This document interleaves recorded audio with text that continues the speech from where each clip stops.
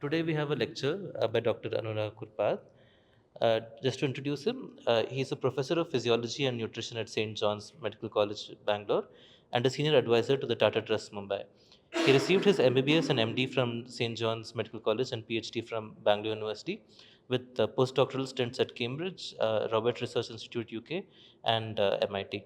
He has published widely, is an associate editor of the American Journal of Clinical Nutrition, and is an author of guidance textbook of physiology. His research focuses on the physiology, clinical, and public health aspects of human macro and micronutrient metabolism and requirements at all stages of the life cycle. He is particularly passionate about the dynamic aspects of metabolism and the adaptability of the human state. With that, over to Dr. Anura. So thank you all for coming. It's good not to see a completely empty room. um, so I was asked, to talk about this and exploring the fraught relationship between humanity and food. So I thought I would do something that was a more general approach, but I'd also use the skills I have in human physiology and medicine to talk about how relevant that is in terms of our policies in the way we feed ourselves. So there'll be two parts. The first dimension really is about a history of hunger and famine and starvation across the world. But the second part is a more physiological approach to how much food is required by the human body. What do we mean by adequacy? What do we mean by adaptation to not eating enough? And the fraughtness of it all is about how we misunderstand these things. And in general, our approach to food tends to be a knee-jerk reaction, and it's got perhaps all the wrong underpinnings, as we'll discover. And about hunger and famine, it's, to quote Robert Burns, it's man's inhumanity to man that's really causes all the fraughtness. And it was created by mankind and is being created now. I just wanted to give you a historical picture, and I wanted to talk about Bangalore, where such a famine did occur. Ironically, the way the rains are occurring right now were very similar to when it happened in 1876 to 1878, where there was very heavy rain for a year, which destroyed the entire ragi crop, and there was nothing available and nothing stored. And the next year, there was a severe drought and a couple of years of drought, which meant that by the end of the second year, there was absolutely nothing to eat. So at that point, if you look at this picture, this is people who were famine-stricken in Bangalore. And many people came into Bangalore because they were actually fed by the Diwan of Mysore at the time to help build the Bangalore-Mysore Railway. Although how such people could build anything is hard to understand because they are so emaciated. But nevertheless, that is how dramatic famine could be. And of course, we all know about the Churchillian machinations that led to the denial of rice distribution to the Indian population, particularly in Calcutta, which led to the Bengal famine, because that rice that was available was kept for British troops. Nevertheless, at the end of all this, and Amartya Sen has also spoken about how famine is caused not because there's not enough food, but because it's hoarded by a few. So there are many causes. One is decreased production, as happened in the Bangalore famine, but later on it was because of denial of distribution. Just an aside over here, that if you were confronted by a starving man or woman, what would you feed them with? Ask yourself that. And typically, we all basically would give some cereal, because cereals are the cheapest grain to give. And just to make it go down easier, you'd sweeten it with some sugar. So in fact, that mixture of rice and sugar was called the Bengal famine mixture, which I'm sure all of you would reject now if you were to be fed that. Because although we call it kheer nowadays, but you had a bit of milk though. But nevertheless, this Bengal famine mixture was actually then taken to Bergen-Belsen in the Second World War, when the Nazis were evicted from Eastern Europe. And at that point, the British felt that what they had learned in India with the Bengal famine could be transported there. Of course, rice wasn't available, but there was wheat flour. So they just mixed up wheat flour with sugar, large amounts of it, and some milk powder, and they gave this thick white soup to people. It was excessively sweet. And here's the thing, it was universally rejected. So while it worked in India, it did not work at all over there. And one of the reasons was that people actually felt nauseous. Have any of you fasted for some time at all? No? You have. And when you do that, you'll find that your stomach constricts. And should you then go out and try and feast, you'll probably throw up because your stomach is just not willing to accept the food that you have eaten. And this is what we get in clinical medicine, that if you're trying to feed people, you must start slow. In clinical nutrition, for example, when we are feeding highly malnourished patients, we never make the mistake of saying, right, let's get them back on immediately full rations today. We take about a week to reach to full rations. And that's because the stomach has shrunk. And a shrunken stomach will just reject what it's given. So this was happening in Bergen-Belsen, and a lot of these people just were throwing up. And here's the thing, they tried to study this as an aside. And when they went to take a blood sample from these victims, they screamed and ran away. And the reason was that the Nazis used to inject them with benzene before taking them to the ovens. So all these inmates knew that if someone approached them with a needle, that they were ready to be transported to the ovens. So they wouldn't even believe the British. They thought that they were going to be sent off for death, when actually they were just looking for a blood sample. So it's very hard to think of how these patients were looked after. But nevertheless, in present-day famines, and I owe this map to Kishore, who's my colleague, there are these sites. There's one site that you can't see very well, but that's the one that's in the news all the time.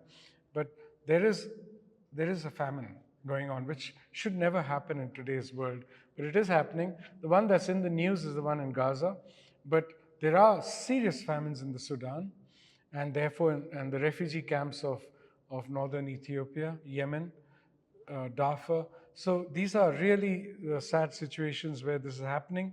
And of course, feeding them is becoming difficult. In Ethiopia and other places, USAID used to give food, they've stopped, so the famine is occurring. In Gaza, it's being denied, which is a terrible thing. So this is man's inhumanity to man. And this is when conflict makes things fraught. Actually, I want to talk to you about a PhD student I had in Tufts University. I wasn't in Tufts, but I was on her committee. And she was working with in the in the Congo. And they began to see in the Congo, do you know a condition called kwashiorkor? Kwashiorkor is when a baby is so malnourished that it stops becoming thin. It actually starts swelling up. So what you see apparently looks like a big baby, but it's actually an edematous baby. Do you know what edema is? It's just a collection of fluid. It's extremely unhealthy. So you would see this baby that looks fairly shiny and like bloated, but it's malnourished because if you get the water out, it's a shrunken little thing. So this was called kwashiorkor, and they were beginning to, and that's not being seen in the world now. When I was a medical student, we saw a few cases, but if you go to any hospital today, you shouldn't be seeing it. It's not there. But in the Congo, they began to see it, and the Congo had a lot of conflict going on. And so she went out there, and part of her PhD was to try and figure out why this was happening. And one of the things that people eat in this region is a root called cassava, like tapioca. And one of the things about cassava is that you can't just pull it out of the ground and eat it. You have to soak it. And the reason you soak it is because the toxin it contains is cyanide. Now, you all know cyanide to be a deadly poison.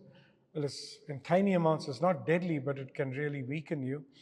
But culturally, people knew you had to soak cassava like this. So what do you need? You need water and you need time. But if conflict is going on, you had women being transferred from area to area, being pushed around, migrant in effect, no water, but yet they were eating the cassava but not soaking it adequately. Now, when you eat cyanide, if I were to give any of you cyanide, you'd all die. But if I were to give you tiny amounts of cyanide, there's one way to save you, and that is to give you sulfur.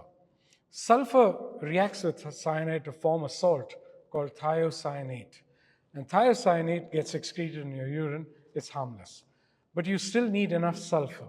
Where would you get your sulfur from? None of us eat sulfur. You don't eat matchsticks. But you do actually eat an amino acid called methionine or cysteine. These are parts of protein. So if you eat protein, you will get amino acids that contain the sulfur. Your problem here is that if a child were to be using up their methionine stores for fighting off cyanide, there's not enough left for building tissue blocks. So you've created a deficiency of an essential amino acid. And here's the nice thing. The easy way by which this was solved, because there's dried fish available in those areas, this girl called Mary Fitzpatrick actually did a trial with small amounts of dried fish given to these children. What dried fish does is it's dried. It's just protein. It's protein and fat, effectively. And when those kids were given that in a powdered form, it was a source of methionine. The kwashiorkor was down. So the first thing she did was she just did a comparison of areas that had access to fish versus those that didn't, and the kwashiorkor was much more in areas that didn't have fish. But once you went to areas with access to fish, you had it. Now, in India, you might ask, well, we don't eat fish. Well, you just need dal, any source of good protein, or milk, or anything. The fact is, we make nutrition so fraught when we start telling each other, oh my God, you need fancy foods to make you healthy. You don't. You need the simplest of foods to make you healthy. We have known this for centuries, but there is this movement of industrialization of the food chain that is causing this whole aspect of knowledge and your choices to become fraught with all sorts of dangers, because you think if you didn't take those, you would get undernourished. And that's not the truth at all. And as we go through, I will explore some of these themes. Climate is another issue, and pollution, which is making nutrition fraught. There's no doubt that our land use is being degraded. There's the plot here, the green one is India. You'll see that the amount of land available per capita is declining, and over the last 50 years for sure. And this is just going to continue as urbanization continues. And they also think that there could be an increased salinity of the soil, or it's just not going to be yielding good enough. I can't comment to that, but it is declining by this graph. The other thing is carbon dioxide in the atmosphere. Do you know that carbon dioxide in our atmosphere has increased? It used to be 0.03% when I was a medical student, because I used to measure it. And now it's become 0.05%. It has almost doubled. Right? Now, don't ask me how old I am, because I'm not going to tell you. But let's say in the last 30 years, it's doubled.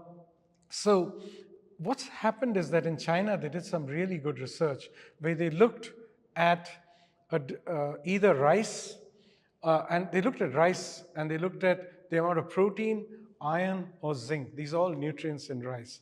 And if you look at the red lines, it just shows how, as you increase the amount of CO2 in the air, in different cultivars, these are all different cultivars of rice, you found that the amount of protein was reducing. The amount of iron was reducing, zinc was reducing.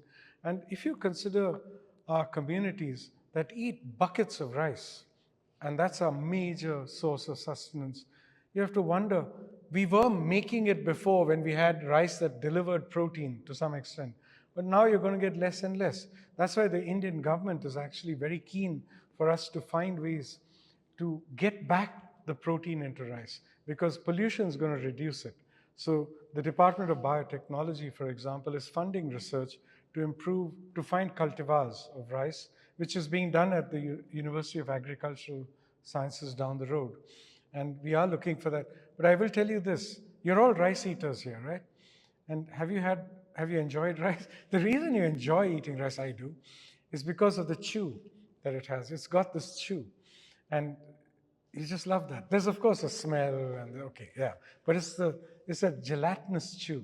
That comes from the carbohydrate. You keep on increasing the protein content of rice, that chewiness goes down. It'll become harder and harder. And that, in theory, if you go on increasing it, it'll become like dal. Dal has no chew. Dal contains 20% of its energy as protein. Rice contains 7%.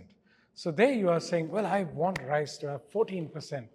Yeah, you can make it, but probably no one will buy it because who wants to eat that rice?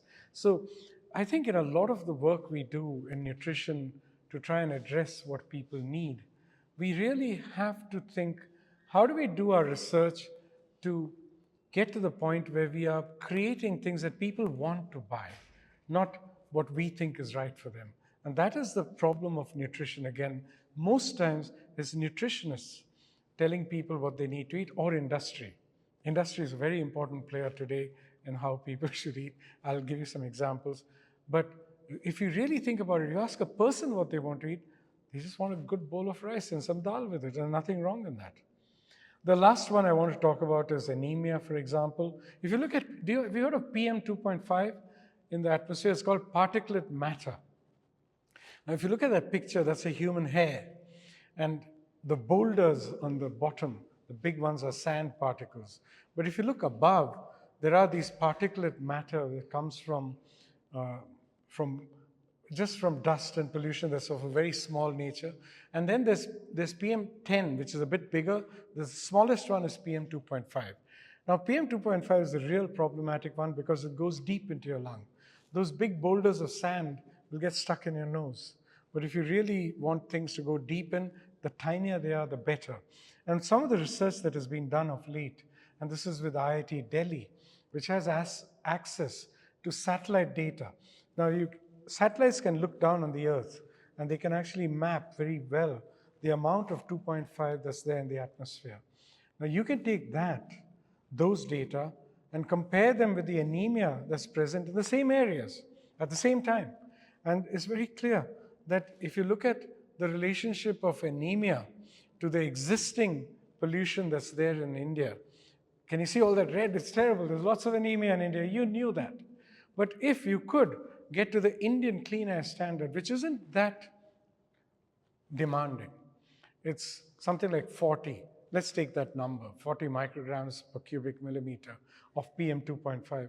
You would immediately see that you can model that there's going to be a decline in the amount of anemia. You can see the reds declining.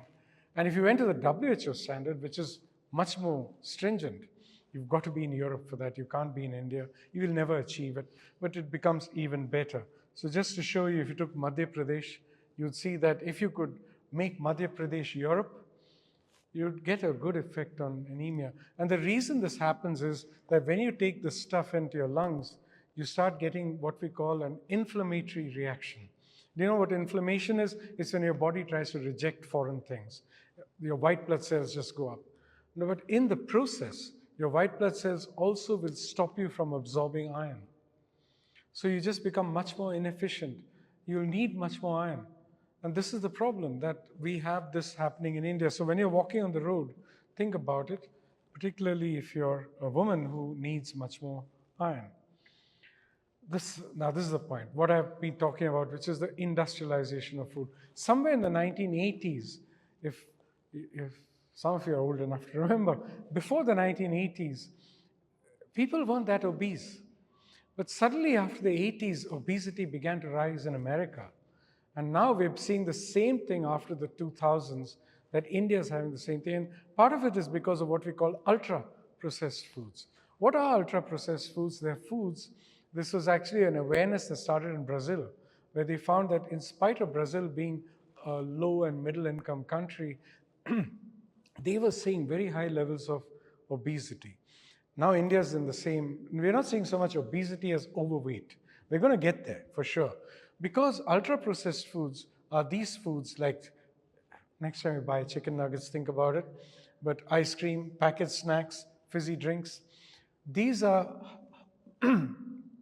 ultra-palatable. So you can grab a handful of ultra-processed food and just belt it down. But if you took it as a non-processed food, one of these, you'd probably become a bit more reflective while you're eating and eat it a bit slower, get more philosophical about food. But this stuff, it just goes in without you even knowing it. You go for a movie and finish. Have you seen the buckets of popcorn that are being given? They're bigger than your head. But yet you see people buying this stuff and finishing it. That's the point. that when you come out of the movie, you don't see empty buckets, I mean, full buckets, they're all empty. And that's because they're all ultra processed, hyper palatable. They're full of salt. Salt's a great thing because the more salt you take, guess what? The more thirsty you feel. So then you're going to be asking for fizzy drinks. Perfect match made in hell. So these are things by which ultra processed things happen. But if you can keep to unprocessed foods, you're pretty well off. But you know, it's not like everyone agrees with this. If you go to France, they would bristle at you calling cheese a highly processed food. They say that's a healthy food for us. So it's all a matter of also how much you eat. You have to, with some restraint, these foods can be different. So the problem with this sort of classification, which is called the NOVA classification, is that it's very hard to operationalize. It's very hard for the government to ban certain foods. What we can say is we have converted this into what we call high fat, high sugar, high salt foods. They're called HFSS, not group 4, HFSS, and that can be banned in schools. That's actually happening now. So there is a way to get around that. But the point also is that when I come back to this full stomach, so you'll find that these estimations are fraught with the way by which they're done. For example, there's something called the Global Hunger Index. I don't know if you've heard of it. It ranks India at 105 out of some 180 or 190 countries, which when we shouldn't be, when we are the third largest economy in the world. Why on earth would that be? There are some problems with them because they consider that anyone eating less than 1,800 calories is not eating enough. They're hungry. And that's actually too high. In fact, this is flawed calculations because if you take the energy requirement of Indians, the average per capita requirement of all of you as an average, it's about 1,885 for men and women. That's the average. But if you say the minimum is 1,800, these are far too close. And if you go to some surveys, you'll find that people who are eating less than 1,802 are overweight. So what it means is we're smaller people. And as smaller people, you need a smaller minimum as well. So metrics are all just, you can spin a metric. We all know this. And if you go on the other hand, when you look at the percentage of the population unable to afford a healthy diet, this comes out of the World Bank. And you'll see that India has 40% of its population unable to afford. It's fairly believable. Third largest economy means nothing. It just means how was the money distributed in that economy. So I think you need to balance this. What's fraught about all this is when we should be solving this problem, but we don't do it properly because we use these metrics to score points. We want to tell somebody, oh, look at you, you're terrible, your administration's horrible, this is happening, when you shouldn't be doing that because I think there's no constructiveness in trying to score points. And then what happens is you get unnecessary knee-jerk reactions. This is happening in India. If you look at it, and I'll talk to you about how we chase a full stomach by knee-jerk reactions and feed the wrong food, and then find that diabetes is on the rise. Half of the children of India in a national survey were found to have at least one risk marker of chronic disease. What do I mean chronic disease? High cholesterol, high triglycerides, high blood pressure, high glucose. How can this be? Half of children who are supposed to be very healthy have this risk. It's because children are also eating the wrong foods. And this is the whole thing about subsidy and charity, that eventually whatever picture you see of charity, you'll find it to be just rice. If you go to the school meals that are given, it's just rice. It's just that they color it differently.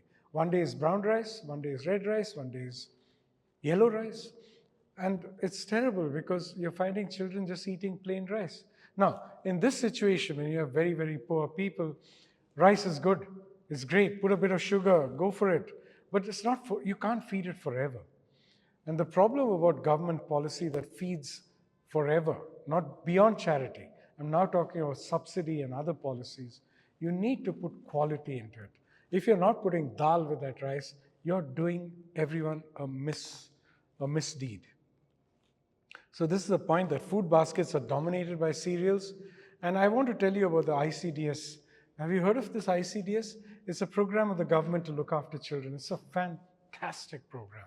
There's none other in the world like this. It's the biggest way by which we look after children. But if you think about the way it's being done, we give 500 calories to children. And that was based on a feeling some time ago. Earlier it was 300 calories. And then a report came out saying India's children are stunted. Yes, they are. And then the thing was, oh my God, they're stunted. Immediately make this 500 calories. Now, in doing that, you're not really addressing the problem. One is that stunting is a generational thing. You can't just feed a child to suddenly grow. You probably feed that child to grow this way. That's exactly what's happening. Children are not doing very well. They're not growing the way you want them to because you're giving them calories as rice. You shouldn't do that. So this is a problem. And here's the point I was making, that at least 56% of children, 56% had at least one abnormality of what we call dysglycemia or dyslipidemia. Now, all of you have gone for your checkups, I hope, at regular intervals with a doctor, and you'll find they do your blood cholesterol, they do triglycerides, they do sugar, and they'll take your BP to tell you, are you doing well or not? And then they'll give you tablets. But imagine you take your child and you find something's wrong. And all these children, of course, there are many children in India that are plump. Obesity is very rare, but plumpness is there. But we found this in stunted children, in thin children. It's across the board. And the reason for this is that all of you are sitting here actually you all look remarkably good. I wouldn't say any of you is overweight or obese or thin. But I'll bet you, under that skin, there's a lot of fat. Indians are prone to putting on fat. And where do we put on this fat? In our bellies. So we have a bit of a belly. And where in the belly do we put it? In the liver and around the kidneys. If you put it on in the liver, it's called a fatty liver, and it can certainly lead to problems of diabetes and so on. So this is what's happening, that we are seeing what we call, can you see the top there? Metabolic obesity. So there's a new term we're using in India now. It's not just obesity. You could be looking normal in terms of your weight, but you could be obese because obesity is the accumulation of fatty tissue. Even if it's on a thin frame, it's still obese. And if it leads to these problems, it is metabolic obesity. So when you go to get checked up for yourself, the key to your good life is to reduce your obesity. Now, there are drugs today, if you think about it, that are remarkable at reducing obesity. There's a drug called Ozempic, or GLP-1 agonists, as they're called. But it's changing the way doctors are addressing patients. So you go and see your doctor, they'll probably tell you, get on to GLP-1. And I don't know how good that is. But this is the point, that eventually when you look after people, if you see a malnourished child and you want to feed that malnourished child, it is incumbent on you not to feed that child into obesity. And this is what we call a double duty action. Right there at the bottom. A double duty is not only are you addressing the problem that they have of undernutrition, but you are reducing the chances of them becoming obese. Because this is where governmental policy needs to be very, very clear. How do you do it? Supposing I told you, here's a school, go out there. They're all malnourished children. And I ask you, look after them. You'll probably say, let me go out and find a charity that can cook a meal for them and feed it to them. That's one duty. The double duty part is when you monitor what's going on, so that if they start showing signs of going over the edge, you dial it back. That's a double duty. This is very important in policy. It costs money. It's very easy to dump rice onto a school. What is more difficult is to find professionals who will continuously monitor that.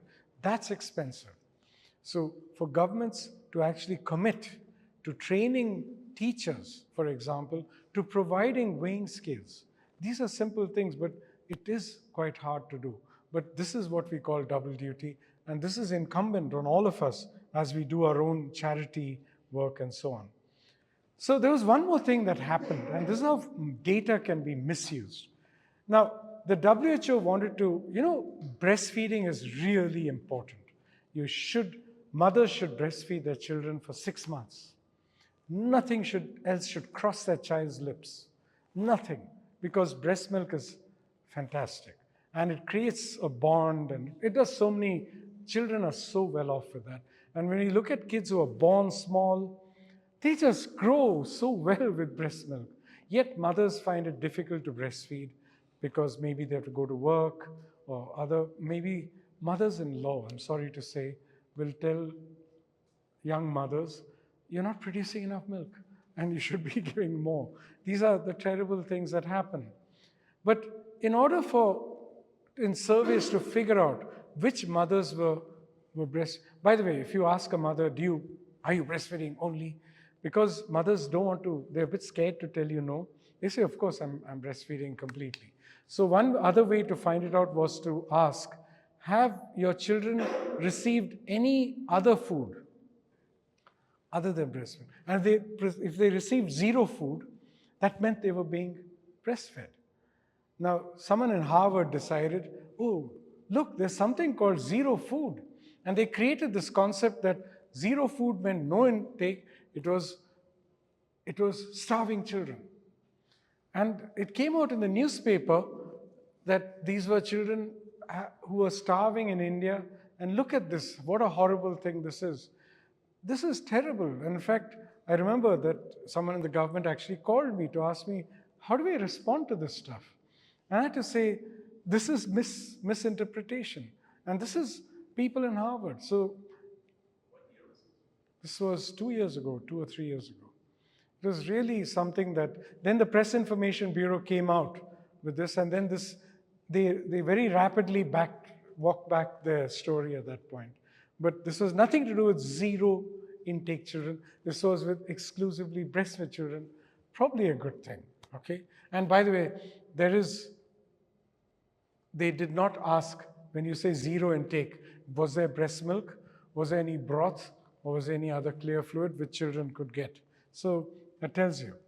Now, I just want to tell you that it's very important for you to remember that a full stomach is not the meaning of adequacy. A full stomach is that feeling of uncomfortableness that makes you kind of want to sleep at the end of it, which is not a very good thing. It should not be considered adequacy. And remember one thing, that the stomach, that when it is filled up, this is what happens. The stomach is a unique organ. There are two organs like this. One is the urinary bladder, and the other is the stomach. Because they're designed by the body to store. If you put stuff in the stomach, normally, if I were to put stuff into any part of the body, it'll reject it and squeeze, like in the intestine. You fill the intestine, it'll squeeze it. It's called peristalsis. But in the stomach just says, give me more. It just relaxes.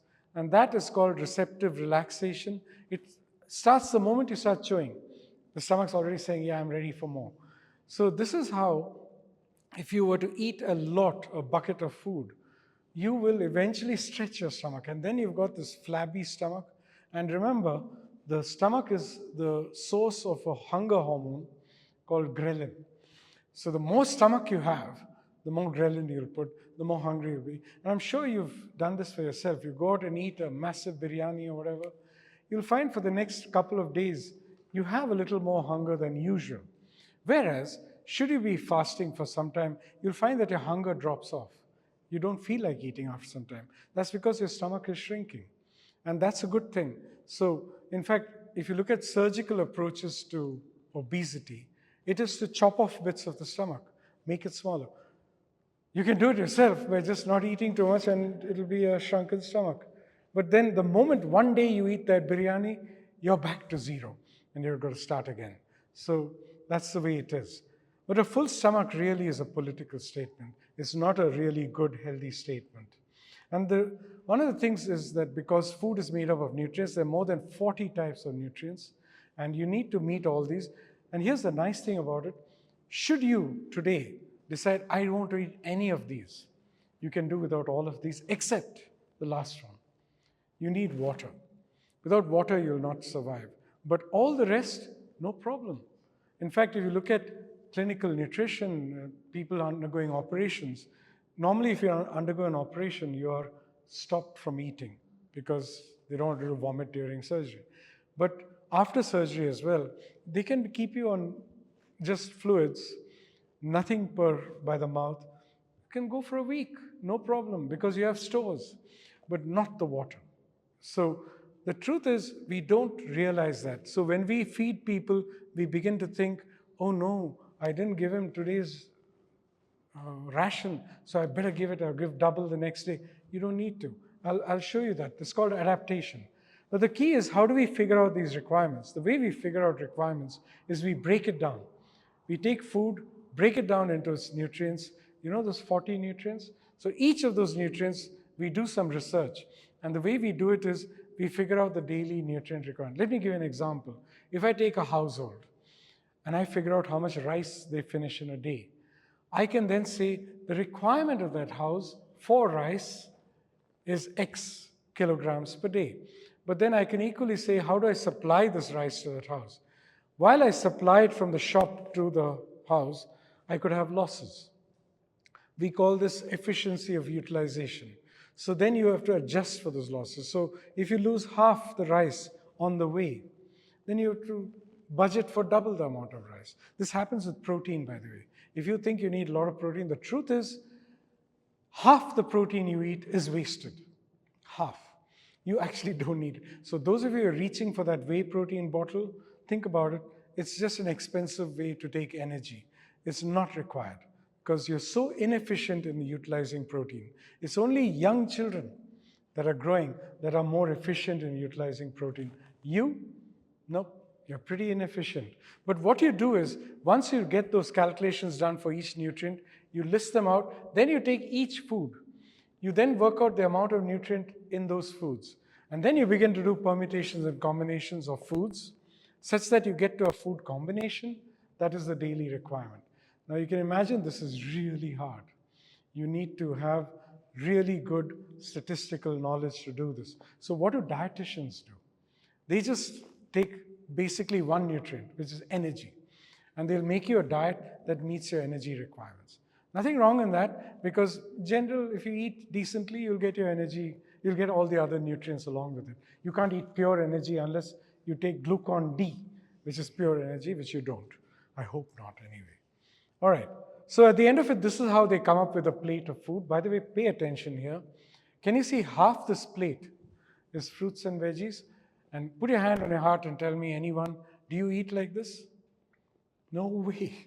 No way. And, we'll get to this. So this is a problem, that actually this becomes quite an expensive diet.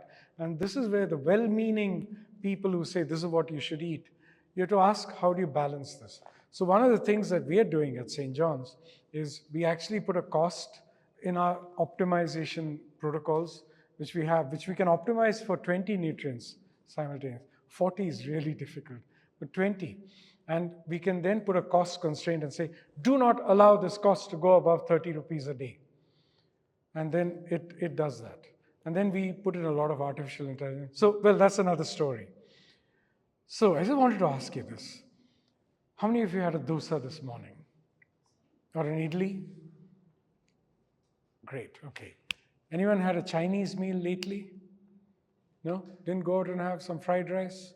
All right. So I want to tell you, we did this experiment. This is a nice experiment we did with Tufts University and with a university in China, where we went to, St. John's is located near Jyoti Nivas, and where there's a girls' college, boys congregate in large numbers and spend money. So it's got the densest distribution of restaurants. So we went to all these restaurants and we asked for an order, we packed it, brought it back to the lab, put it in a mixie and whizzed up the whole thing, and then measured the energy content of what was being sold. Did you get that? All right. Do you remember how much the requirement is of a human being? 2,000, but let's say 1,880 on average. So here's what we did, and this is all what we measured. Sorry? This is sedentary, 1,885. Okay? For someone who's around 60 kilos, 50 to 60 kilos. So it also depends on size. Now, next time you go and have an Andhra meal, you almost finish your entire requirement for the day. By the way, if you go and have a dosa, masala dosa, with chutney and sambar, that's 1,000 calories. That's half your requirements. You should not be eating 3 meals that day. You should be eating 2. Or if you go, here's the worst of them, down here. Any of you likes fried rice? Don't take it. You're talking about more than your daily requirement with one meal. Because the amount of... Quantity matters. What they give you is you can share it between 2 people, no problem, if your stomach is small. But if you're one of the regular big biryani eaters, you can finish that. But this is terrible, 2,000 here. Look at this. Jeera rice, chicken Hyderabadi, and all that. It's your daily requirement. What I'm trying to tell you is, if you go out to eat, you should tell yourself, eat 1 meal less that day. You're not doing yourself a favor, otherwise. And in Bangalore, at least, what I'm seeing is people eat out a lot of the time. It's really, eating out has become common. And that means you should be eating 2 meals a day. It's eating at home where a cook actually will look at the amount of oil that you put into your food, who will be careful. But if you look at eating out, sugar is high and oils are high. And then you ask yourself, what are you doing? So, okay, sorry to put this damper on your spirits. So should you go out and eat, I think rice and dal is a wonderful thing. Burger is surprising.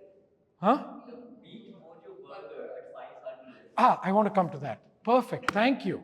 Where is the burger? Yeah. So this is the thing I want to tell you. We all demonize burgers made by a popular chain. I won't name anyone because I don't want to be sued by anyone. But the fact is that what we find is that these chains that have very strong quality controls, their caloric content is much lower. Yeah. And it's okay, it's about, if you eat 2 burgers, it's gone. So, because it's not big. But if you go to the non-chain burger stores, they're giving massive burgers now. They're giving those American-sized burgers. All this is out of the window. And by the way, oh yeah, I've got some pictures there. That's pictures of the food. This is the amount of weight that's there in these meals. It's almost a kilo of food. Think about it. Next time you go to a buffet, just weigh the amount of food. People don't weigh the amount of food they're taking. They actually put on more and more, and they feel good about it. But you should be clear. If we went to China, by the way, the Chinese eat about 600 grams and 600 calories per meal.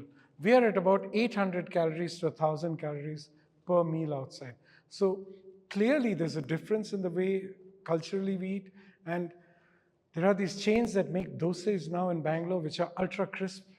I'm not going to name them again, but you go there, you're probably, stop, okay?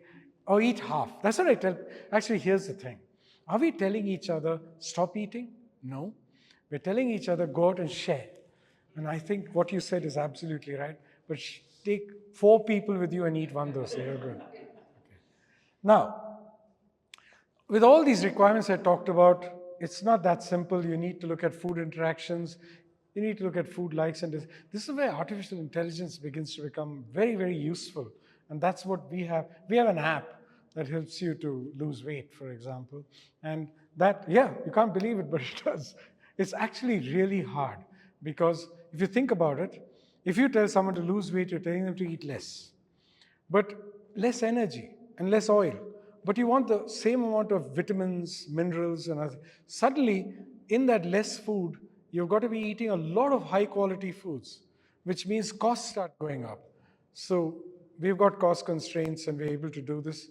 But eventually we're able to take care of all these things. It's really hard for a dietitian who doesn't have access to a computer or the artificial intelligence type programs to do these things. It's not that simple. So one of the things that has begun to happen is, okay, forget all this. Can we just eat nutrients instead of food? Actually, I want to tell you about this saying. It's called the whole is greater than the sum of its parts. And food is important because it's made up of nutrients. And if you eat nutrients as a whole, they interact with each other and they do good things. But if you just start separating them into chemicals, it's not a good thing. I'll tell you why. This was one of the failed futuristic predictions that was there, that you could make all your requirements into one pill. This was part of the, yeah. There is a food product. Food is a miracle medicine. Well, it is, I think. But if you eat whole food, not this. It is, the truth is that people, there was a suffragette movement which was there, which was about freeing women from the drudgeries of the kitchen. And part of the suffragette movement was this, that make a pill so that women could go out and live full lives, but eat a pill.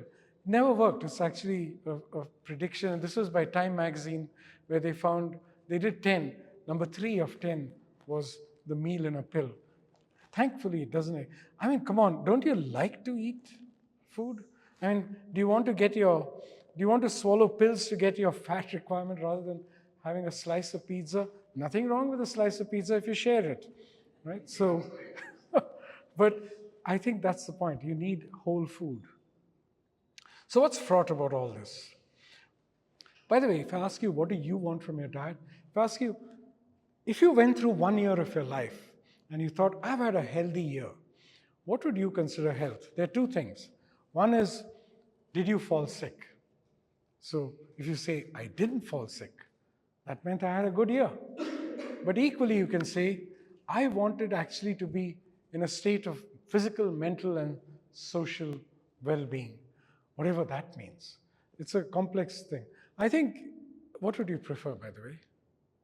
1 or 2? 2. Yeah. 2, because 2 costs money. You've got to go to a hospital and things. 1, you can feel a little low, watch some TV, maybe, you'll get over it. But the fact is, I always consider, did I have a good time? Did I have a tasty meal? Even though I didn't eat too much, was it tasty? I think the final thing I would always say is, did I have dignity and did I have agency?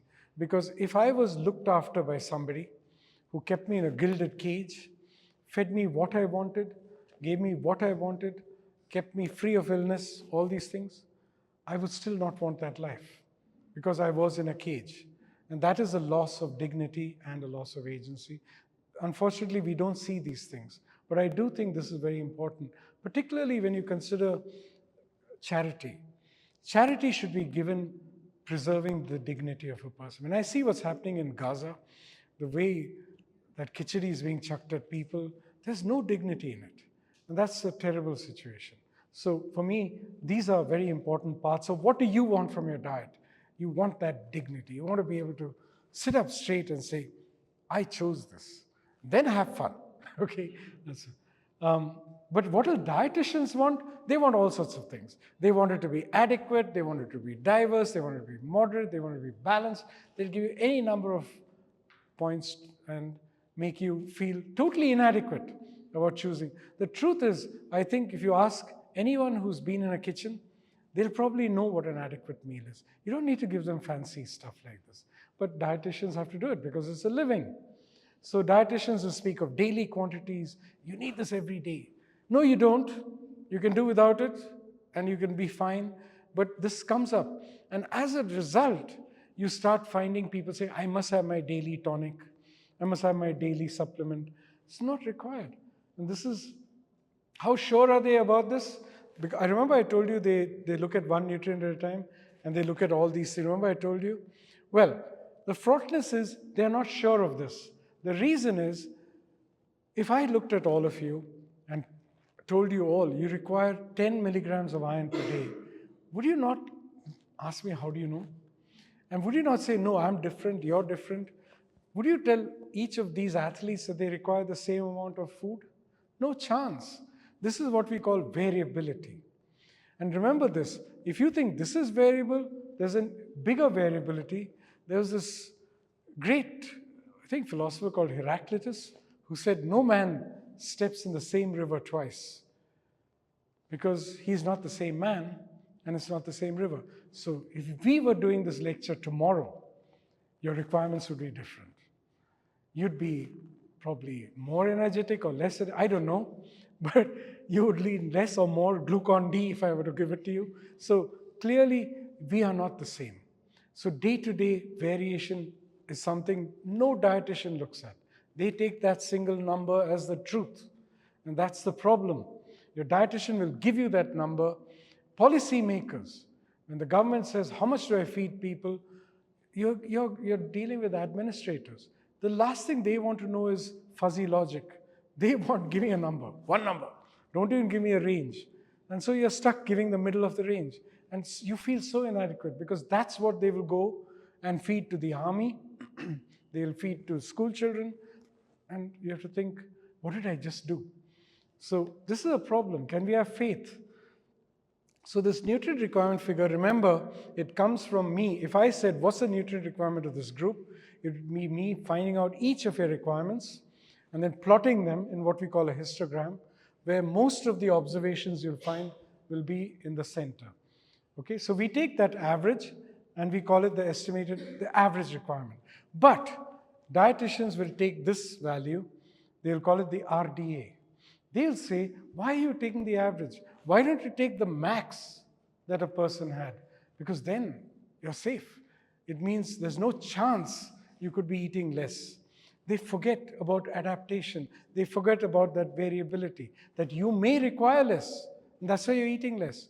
Nope, they see each person as a machine that requires the same amount of petrol, in which case they say, take the maximum amount. That is the biggest flaw. And that, this RDA, have you heard of this term, RDA? That is a term that should have never been used. It should be used where you're worried about people. But once you have a healthy group, give them the average, because that's what they require. Okay. Using the RDA will just make people deficient. You're just creating deficiencies. That's what the market wants. If I can tell you you're deficient, you'll go out and buy stuff. That's the problem. That's where we are. Oh, by the way, this average value. So in the University of Glasgow, they did this study in which they took zillions of pictures of people. Have you seen this before? You must have seen it. But this is what they found was the average composite picture of women in different countries. That's the Indian woman. Probably looks familiar, but is no one you know. This is like an AI-generated image, but it's there. And they, in fact, went further and looked at the average Bollywood actress and the average Bollywood actor. Looks like someone you know, but not really. So the average is just a tyranny. You just get sucked into this whole thing of averages when you really should be saying, we are variable. And we should embrace that. And our diets should embrace that so that we can make up with life. I was part of a committee at the WHO that decided the protein requirement. This 0.8 number that you came up with is that upper limit. The actual average value is 0.66. But no one regards that. They want the high value because protein is money. You put protein into anything, high protein bar or high protein this or that, it's money. And the truth is, people say that if you eat protein, you'll become more muscular. You cannot feed yourself to become intelligent. You cannot feed yourself to become muscular. Both require work. If you want to become intelligent, you better work at it. Go read. Go think. And if you want to become muscular, go exercise. But you can't just eat. But that's what people think, that if they eat protein, they're going to become that. And here's where it goes a bit crazy. The other factor is that because India has also a lot of vegetarian population. Yes. It has been floated around that 70% of Indian population is deficient in protein. No. And hence we need to take supplements to. No, not at all. I've done these calculations, and if you take rice in general, it'll meet a lot of your protein needs, but it's deficient in one amino acid called lysine, which you will get from dal. So a dal rice mix, roughly say 3 parts rice to 1 part dal, makes it. That's your khichdi, isn't it? Done. I mean, have a bit of milk on the side. I mean, come on, that's even good protein. If you're a non-veg, nothing like it, eat some. So it's all about, there's no culture in the world that doesn't mix cereals with fish or rice or something to just enhance the taste, but it brings protein. Here's one point. See your muscles as shopping bags. Now, people actually did this experiment where, do you know your muscle is basically a bag inside which there are fibers which interact. These fibers constrict and they pull and they relax like this, but they're all in a bag. Now, if you were to feed people with protein, different amounts, this experiment was done, and then keep taking what we call muscle biopsies, which is put a needle in the muscle, pull it out, and look how much protein was there. You'll find that, yes, if you take meal protein after exercise, for example, there will be increasing amounts of protein as you increase your protein intake, but it stops at a certain point. You can't go on because you can't go on stuffing that bag full of protein. The bag is not elastic. So this is called the full shopping bag. And it stops at about 20 to 30, 25 grams of protein. So if you look at it, yeah, beyond 20 to 25 grams of protein, it's just an expensive way to take energy. It may not also be good for you because too much of those amino acids can cause other problems like insulin resistance and so on. I won't go into that. I'm not going to make this too technical. Sorry, if I can interrupt. How does that square up with the 0.66 into Yeah. your weight?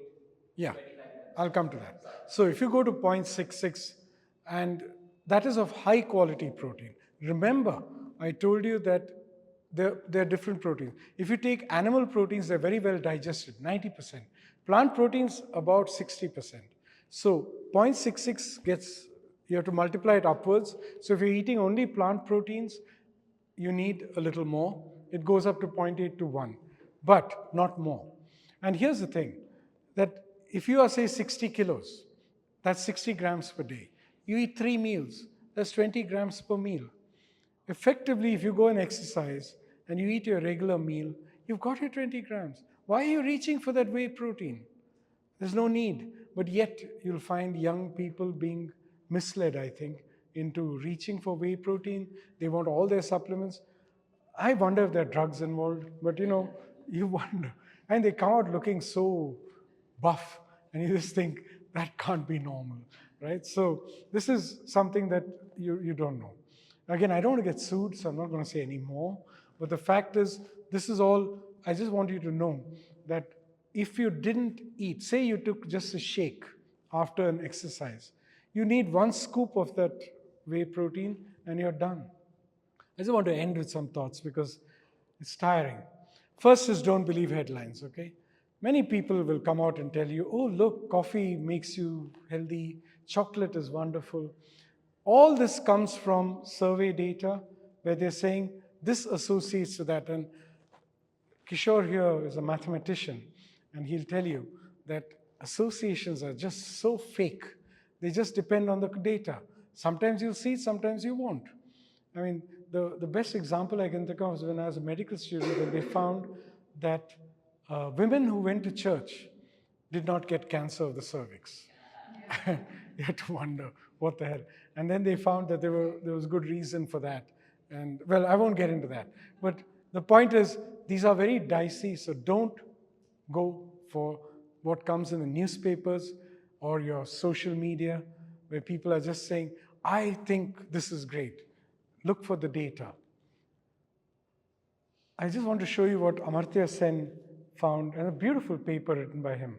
He actually did an evaluation of life expectancy in India compared to America in 2002. This is quite an old paper. And he found, obviously, that life expectancy went up to 80 in the US. Kerala was not far behind, and that's no surprise. But then he looked at all India and he looked at Bihar, where it was the lowest. Means it's a miserable state, right, Bihar? I shouldn't say that. Politically, that's not a good thing to say now. But the fact is that that was what was thought. But he then asked himself, he asked the same question, that if people are asked, how happy are you?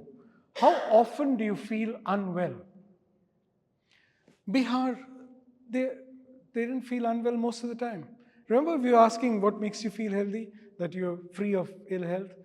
Biharis would say, I'm perfect. But Kerala would say, they're very ill. So it's all a matter of balancing perceptions versus the truth. And people who sometimes are well educated and they just want more. I'm sure it happens with you also. You just expect more for what you paid for, and they expect more out of life. America, of course, is crazy. That's a litigious state, so people feel unwell for good reason because it makes them richer. Now, I wanted to ask you another thing. This is a magic intervention that happened. Now, I just want to tell you how you judge children, okay? There's something called height for age, meaning a child at 1 year should be this much, 2 years this much, it just goes up. At 0, it's considered normal.